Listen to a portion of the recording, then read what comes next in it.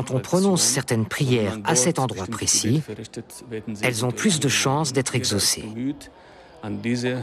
Alors tout le monde veut atteindre ce mur, cette partie du mur. Moi aussi, j'ai essayé. Et là, on pose tout simplement sa main sur le mur. On ne pense pas au voile qui recouvre la Kaaba ni à l'or. Tout ça, c'est accessoire. On pense plus intensément encore que l'on se trouve près de la maison la plus sacrée de Dieu et que logiquement, on est plus proche de Dieu. On a accompli son devoir et on attend, on espère que Dieu exaucera certaines de nos prières. C'est pour ça que l'on approche de ce côté du mur. On essaye de formuler des souhaits, qu'il s'agisse de questions familiales ou personnelles, ou de la rémission de péchés anciens. Mais il ne faut pas se montrer égoïste, parce que beaucoup d'autres pèlerins espèrent eux aussi approcher cet endroit. Une fois qu'on a terminé, il faut se mettre en retrait, céder sa place aux autres. Au cours du rituel, on essaye aussi de toucher la pierre noire. C'est recommandé, mais pas impératif. Moi-même, j'ai essayé à plusieurs reprises. Les pèlerins formaient une dizaine de cercles autour de la Kaaba. J'ai tâché de passer d'un cercle à l'autre, du plus éloigné au plus proche, du 10e au 9e, puis au 7e. Mais quand j'ai atteint le 3e cercle, je me suis fait littéralement refouler par un groupe et je n'ai plus réussi à approcher. J'ai échoué malgré mon jeune âge. Je n'ai pas réussi à toucher la pierre noire. Alors je me suis contenté de tendre la main vers elle et de la saluer en prononçant une prière.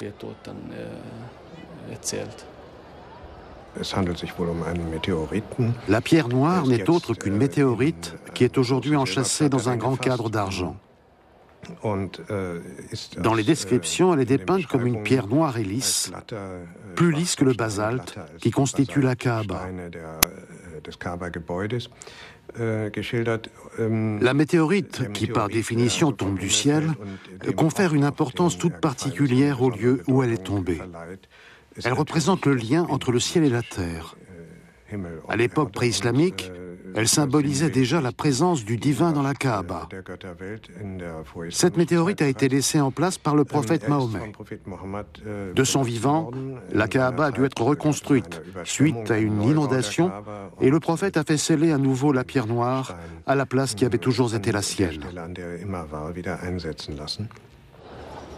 Le grand voile qui recouvre les quelques 13 mètres de haut et presque 140 mètres carrés de la Kaaba s'appelle la Kiswa. C'est un brocart noir, somptueusement rebrodé de versets coraniques calligraphiés. La Kiswa est remplacée tous les ans. L'ancienne Kiswa est découpée en pièces de tailles diverses qui sont offertes à des personnalités ou vendues aux pèlerins.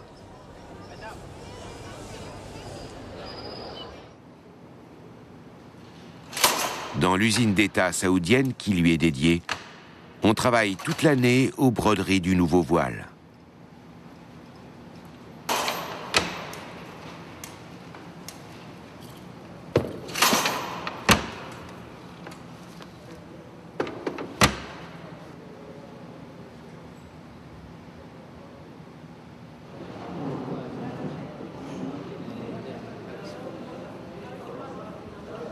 Chaque année, la fabrication de la Kiswa requiert environ 400 kilos de fils d'or et d'argent. Tous ces fils, de moins d'un tiers de millimètre d'épaisseur, sont constitués des métaux les plus purs. La Kiswa existe dès l'époque pré-islamique. Selon certains récits, son origine remonterait à Ismaël. D'autres l'attribuent à un aïeul du prophète Mahomet.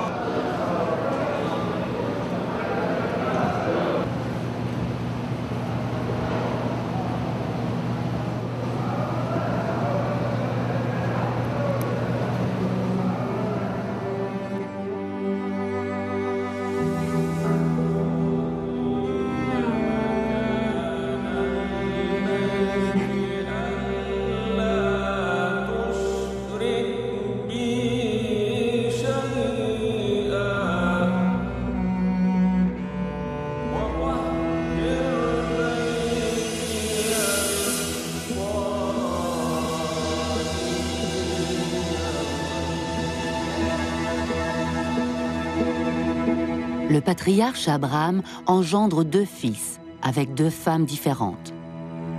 Pour assurer une descendance à son mari, Sarah, jusque-là infertile, donne à Abraham comme concubine sa jeune servante Agar.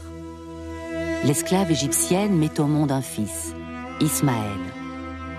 Mais bien des années plus tard, Sarah, à son tour, donne naissance à Isaac. Abraham chasse alors Agar à la demande de Sarah. Agar et Ismaël errent seuls dans le désert. L'eau vient à manquer et la mère se lance dans une quête désespérée. En vain. La mère et le fils seraient morts de soif, sans l'intervention d'un ange qui indique une source à Agar.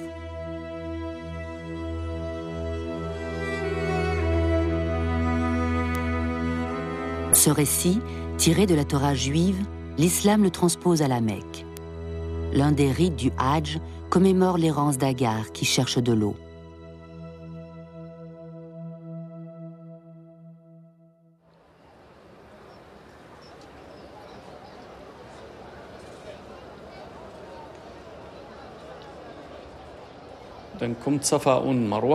Ensuite, il faut parcourir 7 fois la distance comprise entre Safa et Marwa, 2 petites collines qui font face à la Kaaba. On y arrive facilement. Ce n'est pas aussi difficile que les 7 tours à effectuer autour de la Kaaba. Les personnes âgées et malades peuvent d'ailleurs se faire porter. Avec l'aide d'autres pèlerins, elles peuvent réussir à accomplir ce rite. Ce n'est pas un exercice difficile. On commence à Safa et on termine à Marwa. Il suffit de faire 7 fois le parcours d'une traite et puis c'est terminé.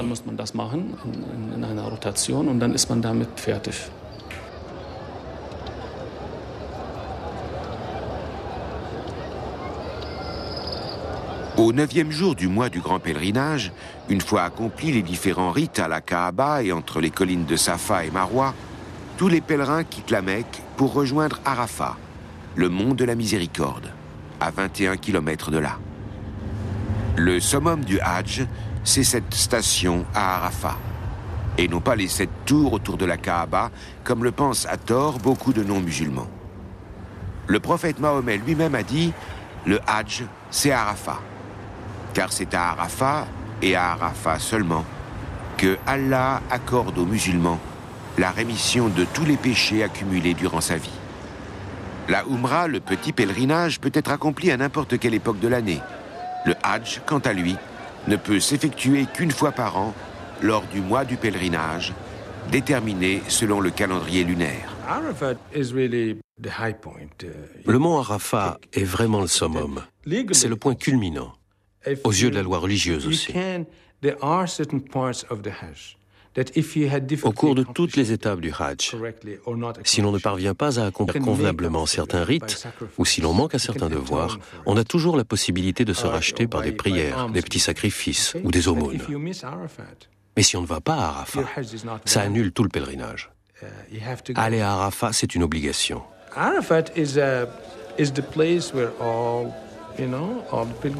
Arafat, c'est l'endroit où se rassemblent tous les pèlerins, c'est-à-dire la communauté universelle.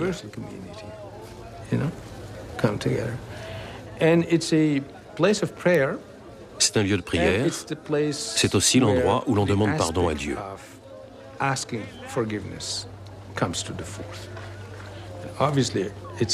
Arafat, c'est l'endroit où la mort et le salut, la vie